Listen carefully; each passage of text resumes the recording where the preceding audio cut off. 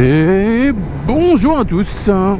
Et nous voici partis pour une vidéo où on va aller parler de cette petite moto que tu as vu directement dans le titre, la Kawasaki ZX4RR. Qu'est-ce que c'est que cette machine déjà?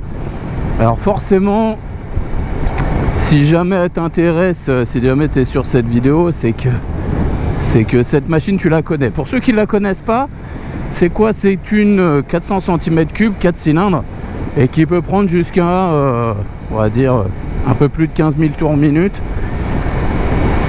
Ça ne fait que 77 chevaux avec le RAM R, donc plus tu vas rouler et en fait elle va prendre 3 chevaux supplémentaires, ce qui lui donne donc 80 chevaux au lieu des 77. Aux États-Unis ils en ont préparé certaines qui atteignent des puissances beaucoup plus importantes. Nous on s'en fout. Ce qui m'intéresse moi dessus, c'est que c'était la couleur 40e anniversaire. Quand je l'ai vu cette machine, j'ai trouvé que le 4 cylindres 400 cm3 c'était tellement n'importe quoi. 80 chevaux, et je trouvais ça super cool. Qu'est-ce que je peux te dire dessus? Elle a tout d'une grande malgré son petit moteur, c'est à dire elle a un châssis qui est pas mal, qui est vraiment pas mal du tout, même si c'est un châssis qui est en acier, il n'est pas en alu. Donc pour son gabarit, ça la laisse quand même, on va dire, lourde pour son gabarit, même si elle est plutôt légère. De mémoire, elle doit faire dans les 189 kg tout plein fait. Donc c'est plutôt léger, hein. Devant, tu as un pneu en 120 de mémoire et un pneu à l'arrière en 160. Donc tu as un tout petit pneu à l'arrière, c'est trop mignon. D'ailleurs, sur la Hornet, où j'avais 92 chevaux et elle a été beaucoup plus coupleuse que celle-ci, tu avais un pneu aussi en 160. J'espère que tu verras bien sur la caméra, parce que comme tu peux le voir dessus, tu es sur une sportive, même si ça reste un 400 cm3, ça reste une sportive avec son demi-guidon qui est bas sans être trop bas. Ça va, franchement, à partir du moment où tu serres bien tes cuisses, c'est pas mal du tout. Tu as dessus des freins qui sont très efficaces, ça fonctionne très bien. En fait, ça va être une moto qui va être super bien pour un usage, on va dire un usage quotidien. Ça va te permettre de pouvoir passer tes vitesses avec le shifter, parce que le modèle ZX4RR a un shifter d'origine, un amortisseur Showa d'origine réglable, donc elle est un peu mieux équipée. Un peu comme si tu prenais une Hornet 1000 standard et une 1000 SP. La SP est un petit peu mieux, donc tu as des équipements qui sont légèrement mieux dessus. Ça reste sinon plutôt la même machine, hein. Ça reste la même machine. Moi je te redis encore pourquoi j'ai pris cette machine là avant tout, c'était pour la gueule qu'elle avait. L'édition 40e anniversaire que je te montrerai tout à l'heure, le coloris, bah, de toute façon tu l'as vu sur la miniature.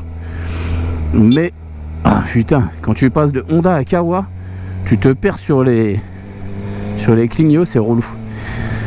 Donc petite machine plutôt agile, avec un très bon freinage, qui consomme pas forcément beaucoup et qui est très agréable au quotidien.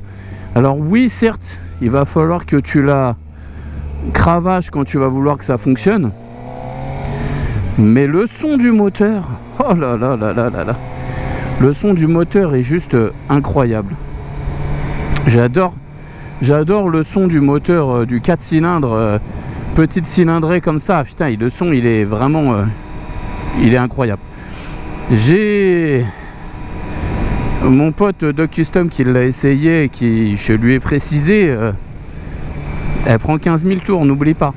Dans le sens où c'est creux avant, mais une fois que tu pars, une fois que tu pars et que tu arrives à 10 000 tours, c'est juste n'importe quoi.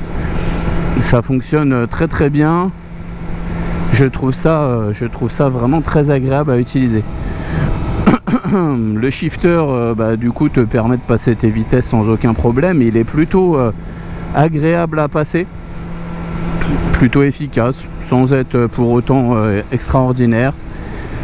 Qu'est-ce qu'on a dessus? On a une instrumentation qui est plutôt simple et basique, mais mais ça te permet pareil d'avoir une moto qui reste plutôt simple quoi. Le prix par contre, vu que tu es sur une sportive, j'ai même pas envie de mettre des guillemets parce que c'est une sportive, même si elle fait que 400 cm3, même si c'est une sportive 400, bah, avec ce qu'elle a dessus, bah forcément en fait tu vas mettre un peu plus cher. Donc tu as un prix qui est à 9000 de mémoire, 9500 €. Putain, je me perds avec cette merde de clignot là. Ah là là là là. Je trouve que du coup, à force de rouler avec la Hornet, je la trouve tellement plus simple du coup avec son clignotant.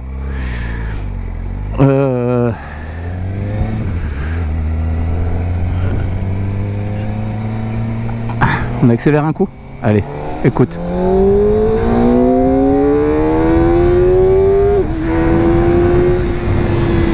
Bon, je vais pas accélérer plus que ça parce que tu le vois, t'es déjà en mode... t'es déjà en excès de vitesse direct. Je te laisserai écouter d'autres vidéos si tu veux la voir en pleine action. J'adore complètement le son du moteur. Putain, quand tu prends des tours, il est tellement plaisant, il est tellement agréable, il est tellement jouissif. Je comprends pas que cette machine ne se vend pas plus que ça. Les gens veulent absolument des puissances qui sont dingues. Un 4 cylindres, déjà, moi j'aime trop les 4 cylindres. Et la moto, elle est tellement agile. Elle est tellement agile, c'est vraiment super cool. Je sais pas quoi te dire en négatif. La moto, elle a 3000 bornes et je ne vois pas de point négatif. Elle est creuse en bas, oui, bah oui, c'est un 4 cylindres 400 cm3, donc tu te doutes qu'en fait, tant que t'es pas à 9-10, tu l'as vu quand j'ai accéléré, hein, ça accélère pas fort en fait. Et dès que tu vas monter, tu vas avoir des choses qui vont être beaucoup plus puissantes, mais ce qui est plaisant dedans en fait, c'est le son qu'elle a. C'est pas forcément en fait, quand tu vas regarder, en fait c'est le ressenti, voilà, exactement ce qu'il y a, c'est ton ressenti. Quand tu conduis par exemple, pour parler voiture, parce que j'ai eu pas mal de voitures un peu, tu prends une Mazda MX-5, si tu n'en as jamais essayé, essaye-en une, et tu vas voir que ça avance pas en fait. Quand tu regardes les kilomètres/heure, ça n'avance pas. Mais par contre, quand tu vas regarder en fait ta sensation plaisir conduite, elle est incroyable en fait, parce que tu es collé au sol et c'est un tout en fait. C'est propulsion basse, très basse, le son du moteur qui peut être plutôt plaisant. Donc tout ça fait que la voiture est plaisante. Cette moto là, c'est vraiment une moto qui te donnera envie de rouler et de te faire plaisir. Le problème qu'il y a dessus, c'est que régulièrement tu vas avoir envie de remettre un coup de seconde, de troisième pour l'entendre chanter. Et là, faut faire attention à ton permis, quoi. Parce que direct, tu vas être sur des des sons qui vont être, enfin des vitesses qui vont être tout de suite beaucoup plus élevées. La moto, je te dis, elle est utilisable au quotidien largement parce qu'elle consomme vraiment pas beaucoup. J'ai pas l'impression que ça consomme énorme. Donc ça aussi c'est plaisant, tu vois, le fait que t'aies pas un gouffre financier. En termes d'assurance, tu vas être sur un 400, donc même des assurances plus lambda vont pouvoir t'assurer, malgré que ça soit, comme je te l'ai dit, une sportive.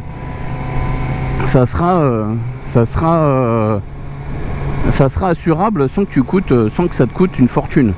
Dès que tu vas prendre une sportive en 600 ou en 1000, beaucoup de compagnies d'assurance vont refuser de t'assurer parce que ils savent très bien que ça fonctionne trop fort. Enfin, ce qu'ils disent, quoi. Et là tu es limité à 80 chevaux, donc tu as pas mal de compagnies d'assurance qui vont penser que ouais, ça va, ça passe, c'est une petite moto tranquille. Limite, ils vont croire que c'est un A2. J'ai déjà quelqu'un qui est venu, il m'a dit ah ouais, elle est bridable. Bah non, pas celle-ci. Parce que là, c'est bon, j'ai réussi à trouver le clignotant. Celle-ci n'est pas bridable.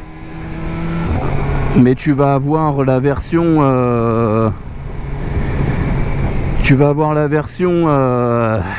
on va aller finir la vidéo là-bas.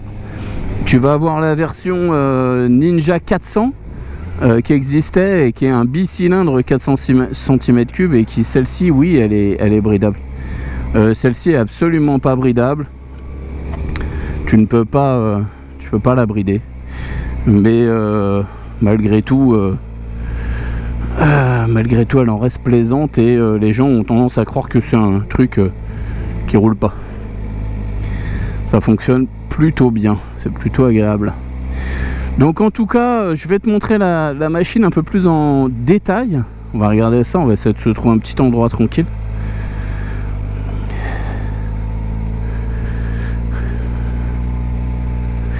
Ah, on va se poser là, ça te va ici? Ça te va mon petit pote?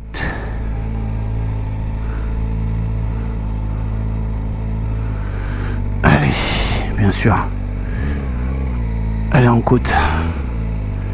On l'a posé comme ça. Allez, on fait même pas de cut, rien du tout. Je te montre ça. On va ouvrir un peu le casque, il fait trop chaud. Voilà la couleur de la 40e anniversaire. Je la trouve juste incroyable. En fait, ça reprend les couleurs des Stinger en fait qui existaient dans les années 90, je crois. ZXR 750 ou ZXR 700. Je sais plus si c'était un 700 ou un 750, dis-moi au moins en commentaire. En tout cas, le vert comme ça avec les coloris, je la trouve juste incroyable. Elle est vraiment magnifique. Et on a, comme je t'ai dit, un très bon freinage. L'aéro, elle est bien faite, donc tu manges pas plein de vent dans la gueule. Moi je fais 1m80, ça bouge pas du tout. Le pneu à l'arrière, quand tu roules un peu mieux, ça bouge pas. J'ai pas été déçu, j'ai pas été surpris. Le freinage, t'as pas de problème dessus. Non, franchement, c'est une super bonne machine. Je l'adore, vraiment. Je l'adore. Elle est vraiment incroyable. En termes de confort, avec même un passager, la personne qui était montée derrière moi l'a trouvé plutôt cool. Donc voilà, plutôt confortable, agréable. T'es penché sur le conducteur, mais tu peux te tenir facilement au réservoir, donc ça passe très bien. On va en rester là. Dis-moi en commentaire ce que t'en penses. Le tableau de bord, je fais pas le tour et tout comme j'ai pu faire avec la Hornet parce qu'il n'y a pas grand chose à voir. On se dit à très vite pour d'autres vidéos. Allez, ciao.